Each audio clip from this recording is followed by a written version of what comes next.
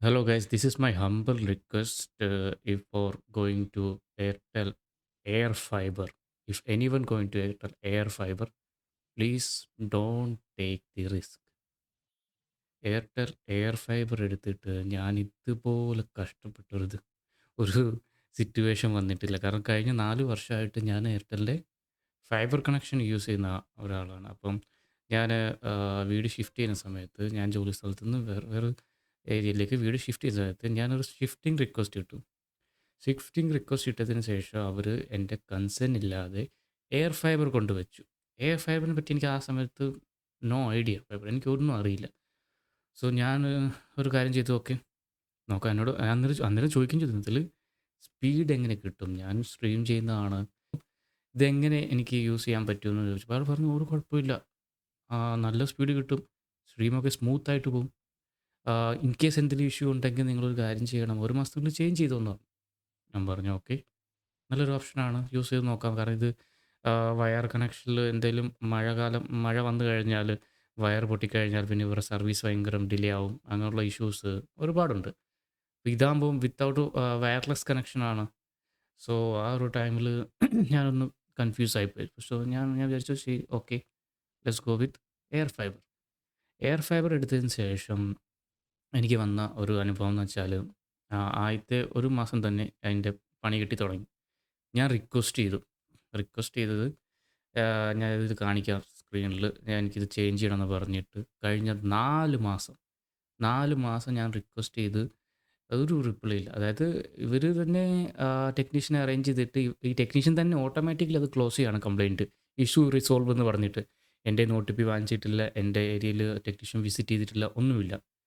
Issue resolve എന്ന് പറഞ്ഞിട്ട് അവരെന്നെ കൊടുക്കുക. അത് കഴിഞ്ഞിട്ട് ഞാൻ കസ്റ്റമർ കെയറിൽ വിളിച്ച് സംസാരിച്ചു. എനിക്ക് ഈ എയർ ഫൈബർ വേണ്ട, എൻ്റെ കൺസേൺ ഇല്ലാതെ വെച്ച സാധനമാണ്, ഇത് ചേഞ്ച് ചെയ്യുമെന്ന് പറഞ്ഞു. അപ്പോൾ ആദ്യമൊക്കെ ഭയങ്കര ഉരുണ്ട് കളിക്കുകയാണ്. ചേഞ്ച് ചെയ്യാൻ പറ്റത്തില്ല, അങ്ങനെ ഇങ്ങനെയാണ്. ഞാൻ പറഞ്ഞു, ശരി, ക്യാൻസൽ ചെയ്യാം, എനിക്ക് വേണ്ട, ഞാൻ ജിയോയുടെ കണക്ഷൻ എടുത്തോളാം. അല്ലെങ്കിൽ മറ്റേതെങ്കിലും ലോക്കൽ സർവീസ് പ്രൊവൈഡറിൽ നിന്ന് ഞാൻ ഇൻ്റർനെറ്റ് കണക്ഷൻ എടുത്താൽ 100 MBPSൻ്റെ സ്പീഡ് എടുത്തിട്ട് ലിറ്ററലി എനിക്ക് കിട്ടുന്നത് 7 MBPS ആണ്.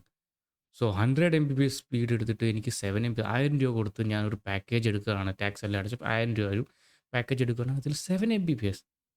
സോ ഞാൻ ഓൾറെഡി ഇതായിപ്പോയി, ഫ്രസ്ട്രേഷൻ ആയിപ്പോയി. എനിക്ക് അങ്ങ് ദേഷ്യവും എല്ലാം കൂടി അങ്ങ് വരുന്നുണ്ട്. സോ ദെൻ ലാസ്റ്റിൽ ഇവർ എഗ്രി ചെയ്തു. ഓക്കെ, ഫൈബർ കണക്ഷൻ തരാമെന്ന് പറഞ്ഞു. ഫൈബർ കണക്ഷൻ തരാമെന്ന് പറഞ്ഞിട്ട് ഓക്കെ, ഇവർ വീണ്ടും ഇട്ട് കറക്കുകയാണ്. 2 മാസമായി, 3-ാമത്തെ മാസം ഇവർ ഫൈബർ കണക്ഷൻ തരാമെന്ന് പറഞ്ഞു.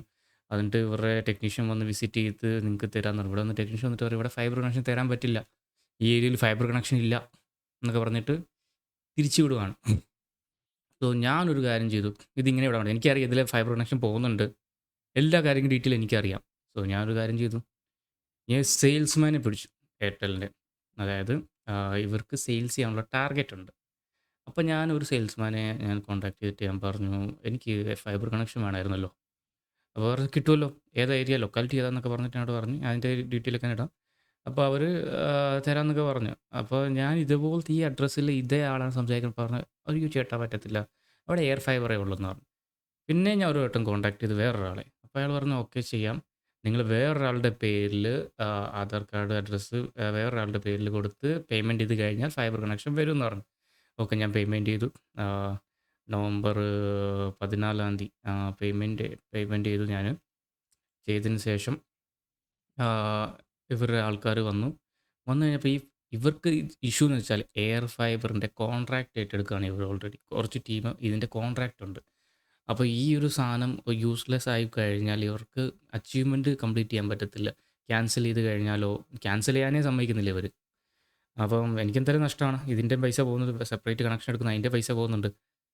അപ്പം ഇവർ ജന്മം ഇതാ എടുക്കുന്നില്ല. ഇവർ വിടുന്ന ടെക്നീഷ്യൻ വന്നിട്ട് പറയുക, ഇവിടെ പറ്റത്തില്ല, ഫൈബർ കണക്ഷൻ പറ്റത്തില്ല, നിങ്ങൾ എയർ ഫൈബർ എടുക്കുക. ഞാൻ പറഞ്ഞ ഓൾറെഡി യൂസ് ചെയ്യുന്നുണ്ട്, എനിക്ക് പണ്ടാരം വേണ്ട. അതിനാണ് ഞാൻ പ്രത്യേകം കാശ് കൊടുത്തിട്ട് വീണ്ടും റിക്വസ്റ്റ് ചെയ്ത് വീണ്ടും ഈ കണക്ഷൻ വേറൊരു അഡ്രസ്സിൽ വേറൊരാളുടെ പേരിൽ, അഡ്രസ്സില്ല, വേറൊരാളുടെ ID പ്രൂഫിൽ ഞാൻ എടുക്കുന്നെന്ന് പറഞ്ഞു. അപ്പം ഇവർ മാക്സിമം എനിക്ക് എയർ ഫൈബർ തലയിലടിച്ച് തരാൻ നോക്കുന്നുണ്ട്. പിന്നീടാണ് അറിഞ്ഞത് ഞാൻ ഓൾറെഡി എയർ ഫൈബർ എടുത്ത ഒരു കണക്ഷൻ എൻ്റെ വീട്ടിലുണ്ട്, യൂസ് ചെയ്യുന്നൊരു കസ്റ്റമറാണെന്നുള്ളത്. അപ്പോൾ ഞാൻ ഒരു കാര്യം ചെയ്യാം, ഞാൻ ഈ കോൾ ചെയ്ത സർവീസ് പ്രൊവൈഡറിനോട് പറഞ്ഞു, എവിടെയൊക്കെ ഫാറ്റ് ബോക്സ് ഉണ്ട് നിങ്ങളുടെ ഇത് ആപ്ലിക്കേഷനിൽ, അതൊന്ന് എനിക്ക് അയക്കുന്നു പറഞ്ഞു. അപ്പോൾ അത് അയച്ചപ്പോൾ അതിൻ്റെ ഞാൻ സ്ക്രീൻഷോട്ട് ഇടാം. അത് അയച്ചപ്പോൾ ഫാറ്റ് ബോക്സ് എവിടെ? എൻ്റെ വീടിന് തൊട്ടടുത്ത്. അതായത് 20 മീറ്റർ പോലും ഇല്ല. ഫാറ്റ് ബോക്സ് അവിടെയുണ്ട്. ഇവർ പറയുന്നത് 100 മീറ്ററിലേ ഞങ്ങൾക്ക് സർവീസ് തരാൻ പറ്റുള്ളൂ. കസ്റ്റമർ പറയുന്നത് ഷിഫ്റ്റിംഗ് കണക്ഷൻ ഞങ്ങൾക്ക് അങ്ങനെ തരാൻ പറ്റുള്ളൂ. നിങ്ങളവിടെ ഫാറ്റ് ബോക്സ് ഇല്ല. 20 മീറ്ററിൻ്റെ അടുത്ത് തൊട്ടപ്പുറത്തെ പോസ്റ്റിൽ ഫാറ്റ് ബോക്സ് കിടപ്പുണ്ട്. എന്നിട്ട് അവർക്ക് തരാൻ വയ്യ. അത് ഈ ഇന്നതിൽ കാണിക്കുന്നുണ്ട് ഫാറ്റ് ബോക്സ് ഉണ്ടെന്നുള്ളത്. ഞാൻ ഈ സാധനം ഇവന്മാരെ കാണിച്ചത് നിങ്ങളുടെ സർവീസ് ഇപ്പോൾ നിങ്ങൾക്ക് സോഫ്റ്റ്വെയറിൽ നിന്ന് വരുന്നതല്ലേ. ഫാറ്റ് ബോക്സ് എൻ്റെ ഏരിയയിലുണ്ട്. നിങ്ങൾക്ക് എന്തുകൊണ്ട് തന്നൂടാ? ഒരു കാര്യം ചെയ്യും, ഞാൻ ലീഗലായിട്ട് പോകുന്നു പറഞ്ഞു. ഞാൻ ഇത്രയും പൈസ കൊടുത്തിട്ട് ഈ ഒരു സാധനം ഇവിടെ കൊടുത്തിട്ട് നിങ്ങൾ എന്നെ പറ്റിക്കുകയാണ്. കാരണം നിങ്ങളുടെ കസ്റ്റമർ നിങ്ങൾ ശരിക്കും രീതിയിൽ പറ്റിക്കുകയാണ്. നിങ്ങൾ തലയിൽ അടിച്ച് തരുവാണ് ഈ സാധനം. ഈ പണ്ടാരം വാങ്ങിച്ചിട്ട് ഒരു കാര്യമില്ല. ഹോട്ട്സ്പോട്ട് പോയിക്ക് അതിൽ നല്ല സ്പീഡ് കിട്ടും എനിക്ക് തോന്നുന്നു. ഈ ഒരു സാധനം ഒന്നും വാങ്ങിച്ചിട്ട് വീട്ടിൽ വെക്കരുത്. നിങ്ങൾ പറ്റിക്കുകയാണ്. ഞാൻ നിൻ്റെ പേരിൽ നിൻ്റെ ഹയറിൽ ഞാൻ കംപ്ലയിൻറ്റ് ചെയ്യും. നിൻ്റെ ഫോട്ടോ ഉൾപ്പെടെ ഞാൻ കംപ്ലയിൻറ്റ് ചെയ്യുമെന്ന് പറഞ്ഞു. അവസാനം ഇവന് ഞാൻ മനസ്സിലായി എന്തെങ്കിലും ഇഷ്യൂ ഉണ്ടാകുന്നത്. ഇതിൽ ഇവൻ ഒരു കാര്യം ചെയ്തു.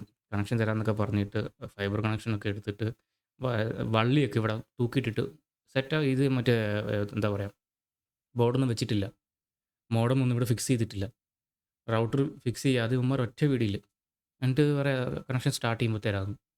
അതാണ് എനിക്ക് ഇത്രയും ദേഷ്യം വന്ന് നിൽക്കുന്നത്.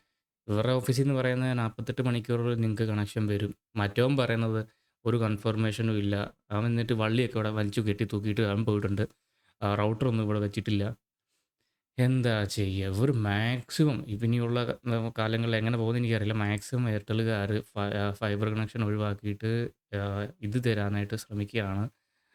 എയർ ഫൈബർ വാങ്ങിച്ചിട്ട് നിങ്ങൾക്ക് യാതൊരു യൂസും ഇല്ല. അത് തന്നെയല്ല, അതിന് 1000 GB തന്നു കഴിഞ്ഞിട്ട് അത് ഏത് വഴിക്ക് തീരുമെന്ന് പോലും പറയും. ഇവർ പറയുന്ന 100 MBPSൻ്റെ സ്പീഡ് എന്ന് പറഞ്ഞാൽ വെറും ഫ്രോഡാണ്. 100 MB സ്പീഡ് എന്ന് പറഞ്ഞ സാധനം ഇതിനകത്ത് ഇല്ല.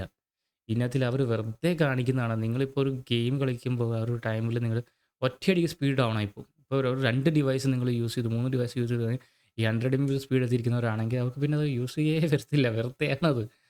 അതിലും നല്ലത് നിങ്ങൾ എയർ ഫൈബർ ഒഴിവാക്കി വേറെ എന്തെങ്കിലും ലോക്കലായിട്ട് നിങ്ങളുടെ ഏരിയയിൽ കിട്ടുന്ന കണക്ഷൻ എടുക്കുക. സോ ഇനി എന്തായാലും ഇങ്ങനത്തെ ഉള്ള പരിപാടിക്ക് ഞാൻ എന്തായാലും ഇല്ല. ഞാൻ എന്തായാലും കുറച്ച് ദിവസം കൂടി വെയിറ്റ് ചെയ്യും ഇവന്മാരുടെ എന്താണെന്നുള്ള ലാസ്റ്റ് കൺഫർമേഷൻ എന്നുള്ളത് എനിക്കറിയില്ല. അത് കഴിഞ്ഞാൽ ഞാൻ ഈ പണ്ടാരം എന്തായാലും നല്ലൊരു രീതിയിൽ പണി കൊടുക്കും. എന്നെക്കൊണ്ട് പറ്റുന്ന രീതിയിൽ ഞാൻ മുന്നോട്ട് പോകും. കാരണം ഇങ്ങനത്തെ ഒരു രീതിയിൽ ആൾക്കാരെ പറ്റിച്ച് ഇവന്മാർ ഒരുമാതിരി മറ്റൊരു പരിപാടി കാണിക്കുന്നത് ശരിയല്ല.